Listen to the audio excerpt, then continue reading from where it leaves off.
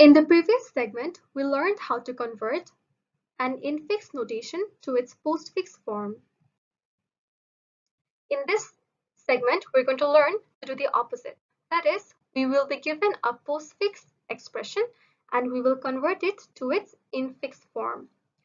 So if my infix is a minus b, then the postfix will be a b minus. So if I have a b minus given, I will have to convert it to a minus b. So for this process, we can also use a stack and do the conversion. Now we will convert the postfix notation a b minus to its infix form, and we already know the answer. It should be a minus b, not b minus a. So the order of the operands is very important because a minus b and b minus a are not equal. So if I have a minus sign over here, this means a minus b should be its infix form. So the rule is I will parse through my postfix expression, and when I see an operand, I will push it inside the stack. So a is an operand, it will be pushed inside the stack. Then I have b, this is an operand, so I will push it inside the stack. And now I have an operator, that is the minus sign. So whenever I encounter an operator, what I have to do is I'll have to pop the first two elements of my stack. So I will pop b and then a, and I will have to form an equation with a and b. So you tell me, should it be a minus b or b minus a? It should be a minus b. So when I pop the stack for the first time, this element will be the second operand and the next element will be the first operand. So the minus tells me that it should be a minus b. So after I have popped the two elements, I will form an equation with them and I will enclose them in first brackets.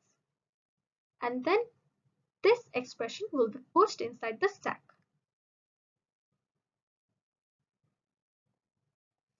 And I see that I am done with the expression. Once I'm done with the expression, the postfix expression, I will now find its infix form as the top element of my stack. So if I push the stack, if I pop the stack, then I will get the infix form as my answer. Now notice that in my postfix forms, there is never bracket. But however, if I convert it to its infix form, then I will get an extra pair of brackets. This equation was given as an example in the previous lecture where this infix notation was converted to its postfix form. So now we will try to do the opposite. We will convert its postfix form to its infix form and see whether our answer matches with the actual answer. So the rule is I will parse my postfix expression, and whenever I see an operand, I will push it inside the stack. So this is an operand A, it will be pushed inside the stack. Then B operand, it will be pushed inside the stack. Then C will be pushed inside the stack. So will be D, as it is an operand. And E, which is also an operand, will be pushed inside the stack. Now I have encountered an operator, which is the division sign. So whenever I receive an operator, I will have to pop the first two elements in my stack. So first I'll pop E and it will come after the division sign. And then I'll pop D and it will come before the division sign. And D divided by E is my expression. I will enclose it in first brackets. And I'll push this expression back into my stack. So now the top of my stack has the expression D divided by E enclosed in first brackets. And then I'll keep on continuing parsing my postfix expression.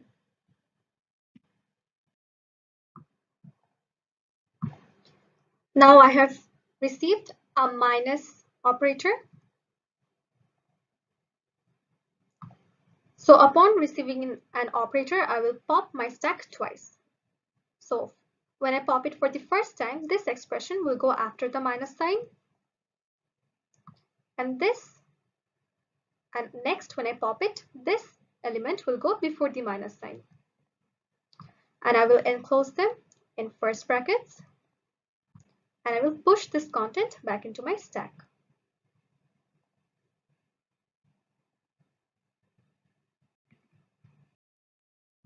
And then I'll keep on parsing my postfix expression. So after minus,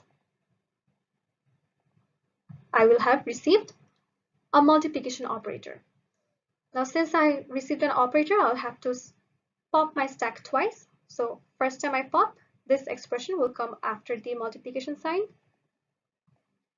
And then the next time I pop my stack, this element will go before the multiplication sign. And they will be enclosed in first brackets and pushed back into the stack.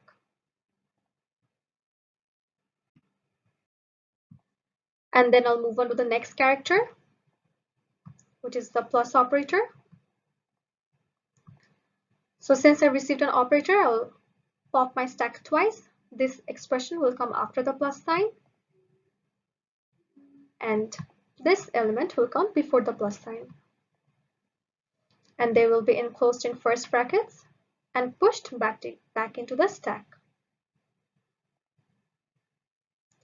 Alright, now that my postfix expression has ended, I now know that the top of my stack will have its infix expression as the top element. So if I finally pop the stack, then I will get my infix notation.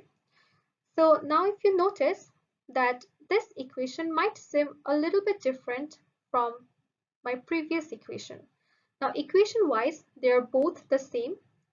They both will yield the same answer and same expression. However, I see that there are some unnecessary brackets in my expression, and that is the only difference. Other than that, these two equations are exactly the same. So we can see that when we convert from a postfix notation to its infix form, we do get some unnecessary brackets in our result. Now you might have a question that why do computers use postfix form to evaluate equations? Why when we give the input in infix form, it converts to its postfix form? This is because postfix forms are easier to calculate, easier to compute than infix forms, because postfix forms are much more straightforward. No precedence of operator is needed. Also, there is no bracket. There are no brackets. So postfix forms are much easier for computers to deal with.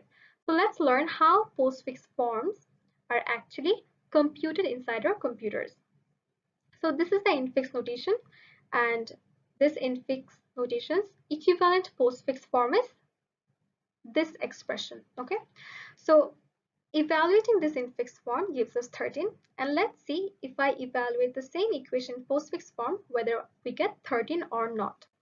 And the process of evaluation is pretty much the same as we have seen before in the conversion from postfix to infix. So the rule is, let's assume that these are single digit operands. Whenever we see an operand, we will push it inside the stack. So first we see 6, it's an operand, so it will be pushed inside the stack. Then we have 7, operand, pushed inside the stack. And then 3 will be pushed inside the stack. Then 8, and then 4. And now I see that I got a division operator. So whenever we see an operator, we will have to pop our stack twice. So 4 will go after the division sign and 8 will go before the division sign.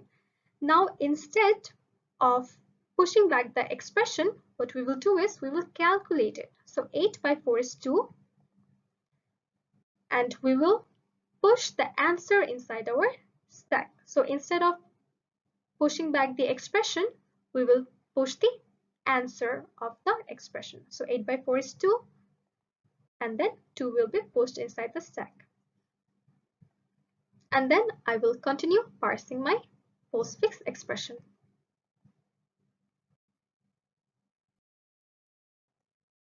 After the division sign, we have the minus operator. So upon receiving an operator, we will have to pop our stack twice.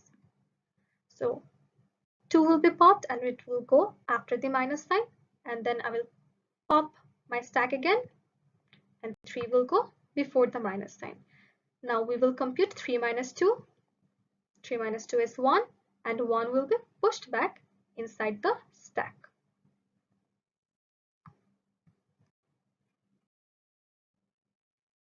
And then I'll move on to my next operator, which is multiplication. So I'll pop my stack twice. 1 will go after the multiplication sign and 7 will go before the multiplication sign. And we will compute 7 into 1, which is 7. And 7 will be pushed inside the stack.